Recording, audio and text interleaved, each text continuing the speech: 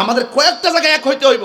যারা খতমে নবুয়ত মানে না, এখানে আমরা সব এক হয়ে দাঁড়াই দেবো তাদের বিরুদ্ধে। আমার ডাইরেক্ট কথা, আমি ওই জন্য তো সিরাজগঞ্জ সদরে কইয়া গেছি, আরে মুসলমান তোরা ঠেলাঠেলি করস, আমরা ঠেলাঠেলি করি, আপনি ঠেলাঠেলি করেন।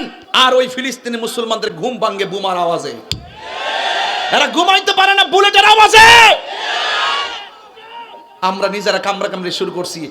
আমরা যখন ঠেলাঠেলি শুরু করছি তখন ইহুদিরা বুঝা ফলাইছে, হাই রে মুসলমানদের মধ্যে 52টা দল আছে, অসুবিধা নাই, একটার দল আর একটা আইতো না, আমরা গড়ের খবর হেরা জাইন্না ফলাইছে, এই জন্য তারা আমরা মারা সাহস পাইছে। নাইলে 57টা রাষ্ট্র যদি দাঁড়াই যাইতাম না মুসলমান, খবরদার আমরা সামনে দাঁড়াইবার সুযোগ পেত না। কথা বলেন ঠিক না বেঠি? এখন আল্লাহর ওয়াস্তে ইসলামের বিরুদ্ধে কথা বললে আপনি দাঁড়ায় যান, আল্লাহর বিরুদ্ধে কথা বললে আপনি দাঁড়ায় যান, কোরআনের বিরুদ্ধে কথা বললে আপনি দাঁড়ায় যান, নবীর বিরুদ্ধে কথা বললে আপনি দাঁড়ায় যান। কিছু কিছু ইস্যুতে অন্ততপক্ষে আমরা একটা মাঠে আসি,